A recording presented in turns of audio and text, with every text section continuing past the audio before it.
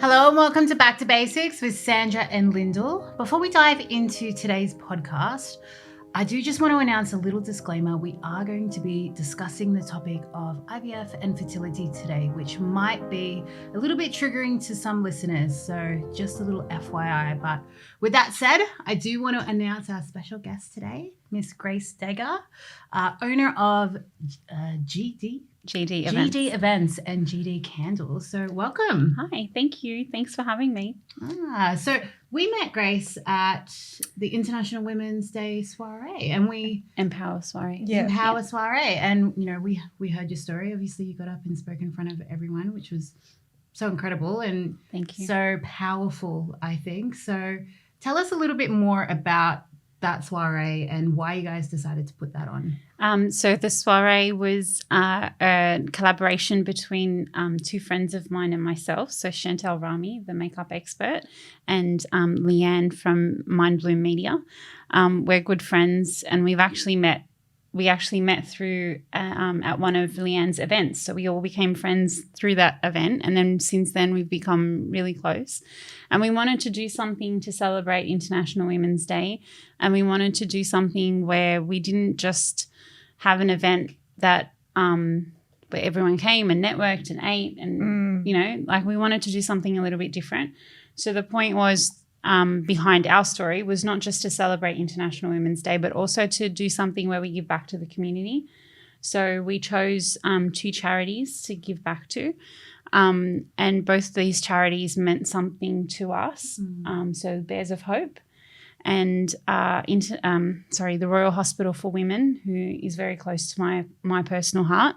And so the event happened a couple of weeks ago.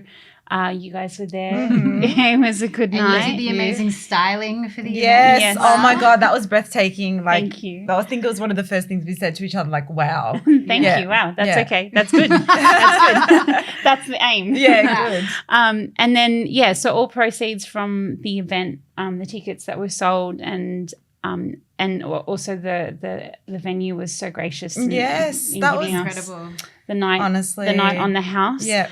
So which meant that all proceeds and even more was split between the two charities. So we gave back everything to those two causes. And so we gave back to community. We created awareness. I spoke. We all spoke. Actually, we all had the chance to tell our stories. But yeah, from my point of view, I guess it was the first time that I've ever stood in front of an audience and spoke about my journey and spoken about my my past, I guess, as such. So it was a key point turning time in my life, I guess. But it was nice to know that I was surrounded by friends and family, and I had the backing support of Chantel and Leanne as well, who are very close to my heart. And then through that, we were able to do something amazing by giving back to society and giving back to those charities. Did you feel like just a massive weight taken off your shoulders being able to share? Absolutely. I don't know if you realize, like, towards the end, I started to become like, in the beginning I was a bit hestant, and then I sort of relaxed a little bit, and it all started to flow nicely. And I was a bit more confident. So what I loved about your story was it wasn't like, you know how people speak from, what's happened or what you've been through is quite, traumatic, some would say, and it's quite a heavy thing that's happened. And I didn't feel the sob story from when you spoke. What I actually felt was hope and empowered. And, if you could go through that and stand up in front of a group of women with such strength and speak, because what I felt was you were trying to empower all of us to say, like, and you actually said the only thing stopping you is you from achieving what you want to achieve. And I felt so powerful after that. And I think that's what really stood out for me. It's never easy going through things like health issues and like fertility issues and mental health issues. It's never easy going through them. And the process is never fun. And the process hasn't ended for me. Like, it's still a journey that I'm going through, but I'm so much better and confident than what I was when I first when I first started to go through this. But it was always an intention that one day I was going to stand up in front of an audience and tell my story. But my intention was never to stand up in front of everybody and get them to feel sorry for me. I don't want sympathy. I try not to even give myself sympathy. Yeah. My whole purpose behind it is to reach out to people who are struggling and to say that I'm here to support, because I'm here and living a journey that is similar to your journey in some way or another. Whether you're a man or a woman or whatever, we've always got something that we can relate to. But I'm here to tell you about my experiences and hope that through my experiences you can at least find something that will help you to continue to pushing through, because your journey will be different to mine and your empowerment will be different to mine. But if I can help you in just some way, then I've achieved what I wanted to achieve. Yeah. So, my intention was never for me to stand up in front of everyone and then they all cry because they feel sorry for me. Yeah. I'm not really comfortable with sympathy, I guess. I'm glad that I achieved that. Yeah, you did. No, because some people do that. We spoke about this in one of our podcasts. People literally set themselves up to film themselves crying. Yeah. To get likes and views, and I didn't feel any of that kind of ick factor, Good. From you. So I really loved that. That's good. So I guess So I guess for our listeners, would you be open to sharing some of what you spoke about at the soiree when it comes to your story? Yeah, absolutely. So I was 23 and newly married when I first found out that I had premature ovarian failure. So many people would know that as being premature menopause. Right. So we had been married for just under about a year. I was 23 and I'm an only child. And my mother was older in age when she got married, and she fell pregnant straight away. Yeah. And so I always thought I was young and fertile and we were going to have a football team of kids, because I wanted my kids to have brothers and sisters, because I never had brothers and sisters. But then as we started to try to fall pregnant, we realized that something was wrong. And I felt like there was something not working, and everyone says to you, you've got to wait. You've got to give it time. Just give it time. Keep trying. It'll happen. You got to wait a year. You got to eat this. You got to take this. You got to lie down and put your feet up and then roll over and then flip upside down. Don't have a shower straight away. And then, put a pillow under your bum and you tried it all. And drink this and then do this and eat this and it wasn't working. So we finally decided, and I say we because it's a journey that I'm still going through with my husband. He's definitely a major game player in this situation. But we decided to go and seek medical help, and I went to see a gynaecologist who I was referred to. And he did a blood test, of course, because they all do blood tests.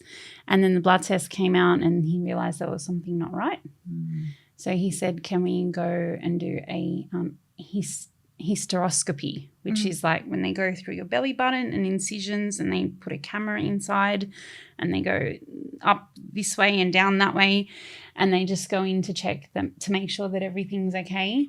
And basically he came out and couldn't even see my ovaries. So my ovaries had shriveled because your ovaries are only ever they're only at their fullest capacity when there's eggs in them. Yeah. And so because I was menopausal, I didn't have eggs. So were you getting your period? Not really. Okay. At that point I was still getting a period, but not really. It was never, for me, it was never really on time. And it was, I was on the pill since I was 16 to try to regulate my period. I always knew that there was a problem with my period as such, but I didn't think the problem was going to be that big and that major that it meant that, this was a life-changing decision. So basically he straight away said to me, I don't think that there's any chance that you're going to fall pregnant. I really think you need to look into egg donation. And straight away I was like, I'm not sure about this. I need to go get another opinion. There was talking about IVF. There was talk about we did Chinese medicine. We did like everything under the sun. I cannot remember how many cycles of IVF I did. Wow. So I think it's like almost 15. Wow. That's a toll on your body. Yeah. Completely. So they still thought that your body could hold the fertilized egg. Yes. So you could still host the... Correct. So at that point in time, my uterus was perfect. Okay. My ovaries were crap. So you still had a hope. I so still how had old hope. were you at this point? I was 23. So this is very short period of this happening. Yeah. Yeah. So this was when we first started, when we first found out that there was an issue, and we started to, then I went and got a second opinion. We started to see more and more doctors. I saw an endocrinologist because it was a hormone issue. All these other people who I had hope in that were going to find me this miracle process of falling pregnant. Never happened. Then maybe about 7, 8 years, we decided that it was not working with IVF through my own eggs. They couldn't get any eggs. Like if they do an IVF cycle, they have to extract the eggs first. They mix it with the sperm. They fertilize the embryo, then they retransplant it into the womb, and then hope that it catches on and it grows into like a full-grown pregnancy. It never happened. So a normal woman, because no one's normal, but a normal woman my age would have had a few hundred eggs that were taken. I was lucky if I had 10. Yeah, wow. Right. Did you ever get pregnant? I did. I've been pregnant 5 times, but through egg donation. Mm-hmm. So unfortunately in this country, egg donation, anonymous egg donation is illegal. So you have to actually know somebody. Oh wow! We're talking about all the background secrets. You actually have to know the egg donor to be able to get an egg donation done. Mm-hmm. And then through that, it's obviously not anonymous because it has to all be recorded. The child has to know who its biological parents are. Wow. And you have to be able to inform the child that this child didn't come from your eggs or whatever. And then through the process, you have to go and do like counseling for 6 months to make sure that everyone's on board. So I sort of tapped into it. I knew I had a friend that was sort of willing to help, but it just got too complicated. It got too complicated in a way that I didn't want it to break our friendship. Like it's like sisterhood that when you start to mess with things like that, it ruins everything in your life or in your life together. So we decided that we were going to go overseas. We were going to do egg donation over there. So we went to Lebanon because that's where my husband's family live. So we thought, we have a home there. If we need to be there for a little while, we can be there. First time I went to do egg donation, I was there for about 6 months. Wow. First cycle, I always got to 7 weeks of pregnancy. Yeah. And then miscarried. Yeah. So first miscarriage really broke me, really, really broke me. And at that time, my husband had come back home. So he left me there to stay with his family, obviously, but to stay that process and rest and do all that until I was fit to come back home. But I miscarried just not long after he came, and I went into like a really, really dark place. Yeah, wow. So he had to come back. And we tried another couple of cycles while we were there. I was there for about 6 months, just didn't want to work, came back. And then I came back and I was miscarrying. And at that point, my miscarriage, I knew I was miscarrying, but my miscarriage was taking longer than what it normally would have taken. By this time, I'd had like 1 or 2, and I knew what the sort of the cycle was. It was taking a little bit longer than normal, and I wasn't feeling very well. So I went to a hospital, a local hospital, which I won't name.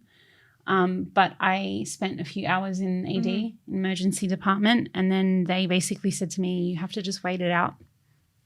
And it'll flush through fine normally. Just go home and wait it out. Like this is so waiting. When you say it was taking longer, you mean it wasn't happening at the 7-week mark? It was happening later on? No, or the whole process of getting it out was taking longer? The extraction process, I guess, was taking a few more weeks. It was prolonged. It usually should take a week or so, depending on everyone's body, but majority of it should come out. And it's like getting your period, right? The first couple of days is like the heaviest, and then it starts to just the flow starts to ease up a little bit. So I just wasn't. It was taking forever. I was bleeding pretty heavily. I wasn't feeling very well, so we went to the hospital during the night. Then they sent me back home, and I remember I got home and I called my mum because I'm an only child, so my mum and my dad, God rest his soul, had a very close-knit relationship. But I came back home and I called Mum to tell her that I was back home and what happened at the hospital, and she just flipped it at me and she said, "Can you get in the car?" This is like the way she spoke. "Can you get in the car and come down to the Royal Hospital for Women?" Because back then my parents used to live in the eastern suburbs, so it was local for my childhood home. And she said, "This hospital is an entire building that is just made to look after women. You have a problem. You need to go and see someone who knows how to treat women. Not anybody can help you." So I thought, at first I started to argue with her because, that's what mother and daughter do. Yeah, that's what you do straight away. Your parents are never right. No, you don't know what you're talking about. Mum's never always right. Hi, Mum. And then, so we picked ourselves up and we went down to the hospital, and I went to the emergency department, and they looked after me and they did some tests, and they really took care into trying to figure out what was going on. And I remember that just before they wanted to discharge me, there wasn't anything that they could do at that point in time. They said I had to wait a little bit longer before they needed to do a curette, and just because curette's invasive and it's surgery and it needs some more attention, so they wanted to give it a little bit more time before they took that decision.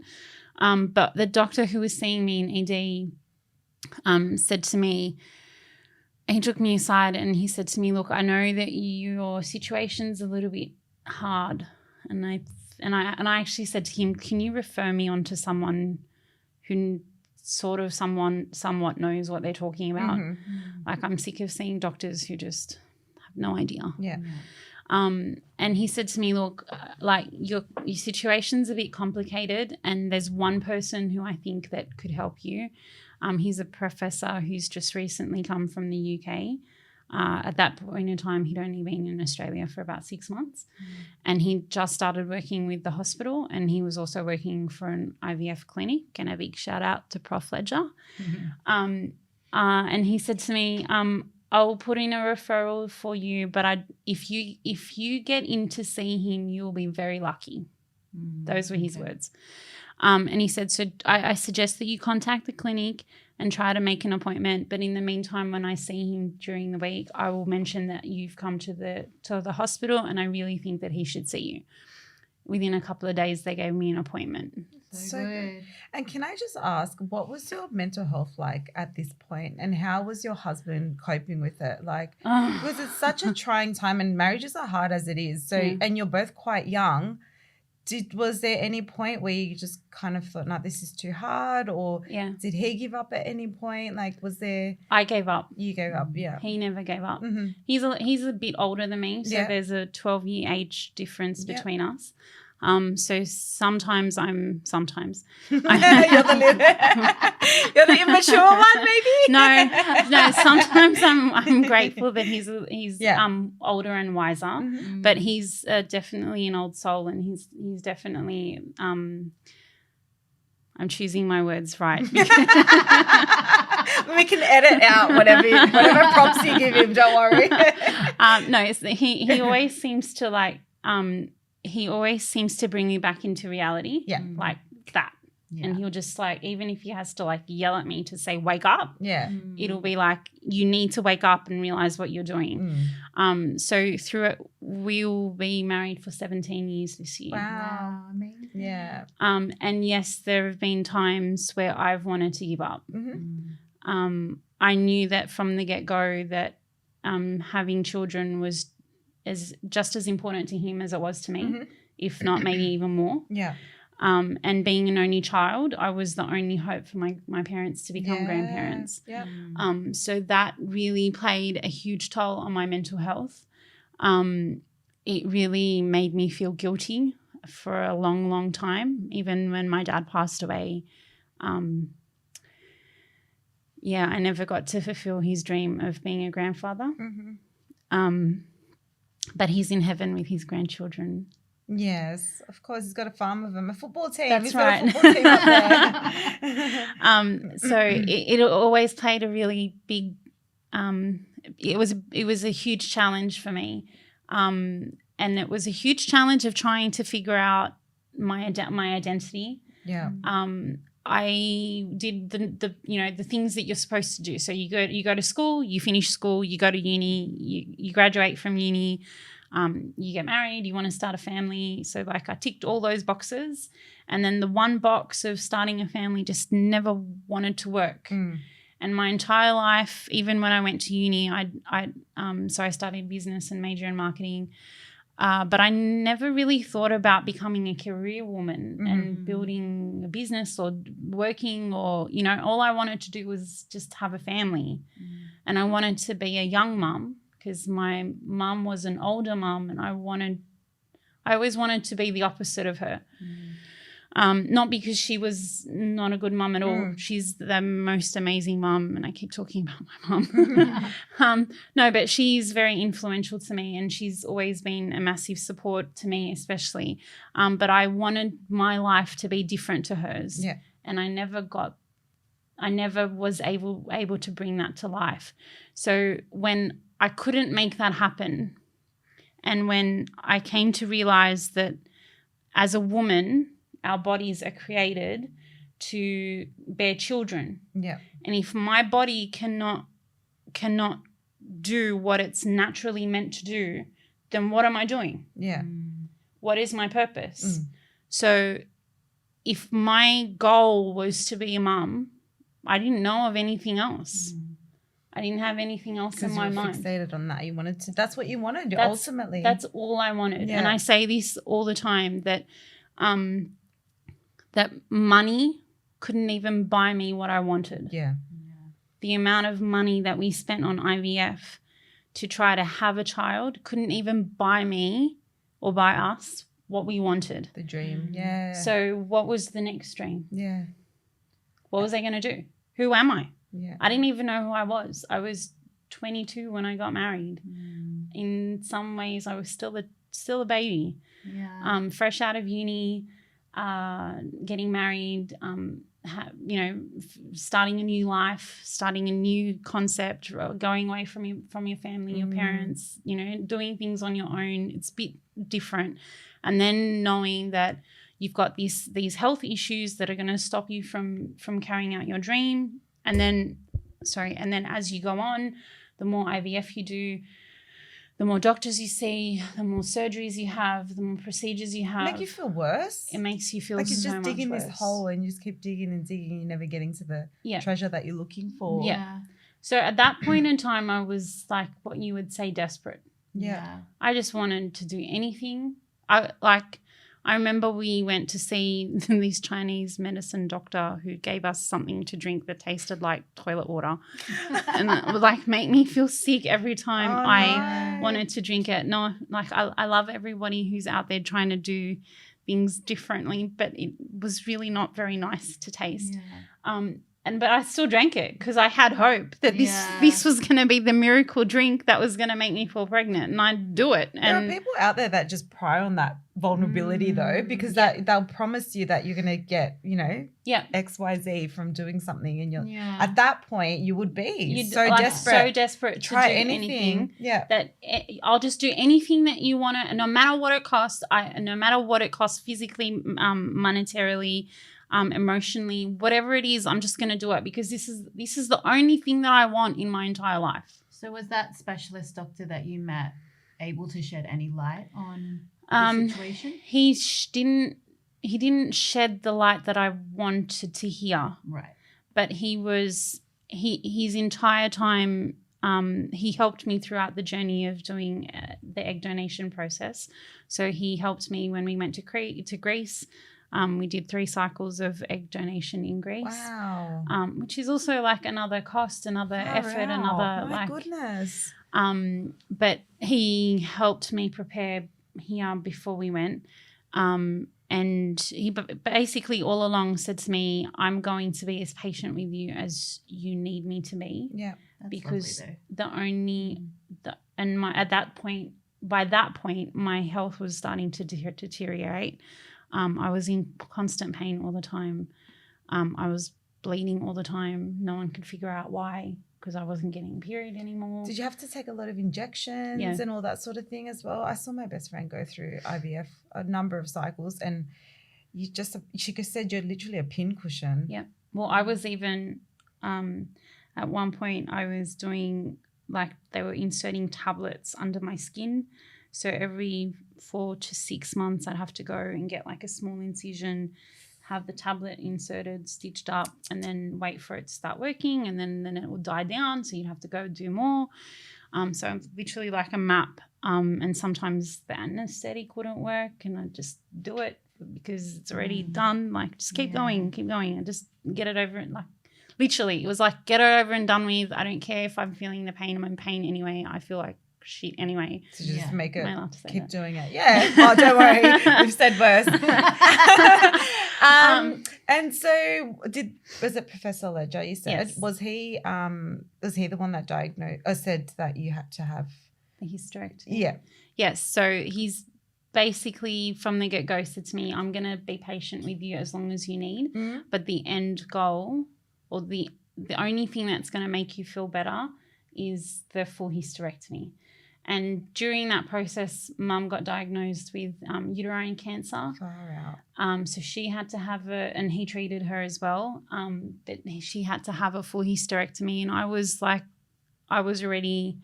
was already signs to show that something could lead into cancer. So we knew that ultimately I was going to have to do this whether now or later. But he wanted me to make the decision when I was ready to make the decision. Yeah. So I remember we had decided we were going to go back to Greece. I had one more embryo left that we were going to implant. And the egg donation over there, that's anonymous, so you don't need to. Yeah, okay. So, I never even met the donor. Yeah. I don't even know what she looks like. But we were going to go back and do the last cycle using that last embryo, and this was going to be it. So whether we come out with a pregnancy, great. If we didn't come out with a pregnancy, then we were going to sit down and discuss what the next option was, because at that point I was on Panadine Fort and on painkillers all day just to be able to function like a normal human being. I was in so much pain, it wasn't funny. And the pregnancy just before that, I had miscarried and I bled for about 1.5 years and they couldn't stop the bleeding. Wow. So I was really, really not well. Yeah. A lot of people never realized that I was unwell because I very rarely let people know that I'm not feeling well, because I feel like that's my issue. It's not your issue. You've already got enough issues. You don't need to deal with my crap. And culturally, do you feel like there was a bit of pressure there as well? Oh, I still get people who 17 years later, I still get people say to me, oh, I hope, that this is the year that you fall pregnant. And you're like, do you know what that entails? Sometimes I feel like saying, unless you're praying for the Immaculate Conception to happen to me, how do you sort of not possible. Stop yourself from slapping them across the face? Sometimes, you're a little bit bloated, and they come and say, "Oh, how far along are you?" No, I've just had too much to eat for breakfast. I've just put on a little bit of weight. Can you go away? So anyway, we decided we were going to go to do the last cycle, and then Prof said to me, "Before you go, I think we need to just do a hysteroscopy So another camera thing, just to make sure that everything's okay, because your body's gone through a lot, and I don't want you to go and there be complications. So I was really nervous about this cycle because I felt, and I remember speaking to a friend of mine just in the lead up, and I said to her, I don't think I can do this because I know in my heart that this isn't going to work, and if I have another miscarriage, I think this is going to be the end of me. I think it would have, I kept saying to her, I think it's going to take me to a place that's even darker than what I've been through, and I don't know how I'm going to get out of it. Yeah. And I am doing this because I feel like I have to do this. I feel like we've made a promise, my husband and I have made a promise to each other that this was going to be the last time, but I don't know if I'm strong enough to do it. And she just kept saying to me, pray and wait for it'll figure itself out and you'll find the strength somehow.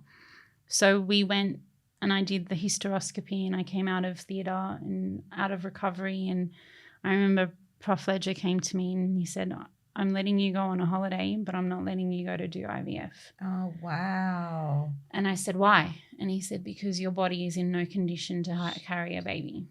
Wow. And he said, if you fall pregnant, you will be lucky to fall pregnant. And even if you do fall pregnant, that pregnancy is not going to last. Wow. Your womb is like an absolute disaster. And at that point I went, oh my God. Yeah. How did that feel to hear It that? was like a whole load just came off my shoulders. I was going to say, was there a bit of relief that you finally got that end, final decision? It was like someone had made the decision for me, and I was not allowed to do it, so I didn't have to do it. And usually I would have been so upset and in tears and so anxious and depressed, and it would have taken me like weeks to come out of this whole, this just one piece of news, but I just was actually happy.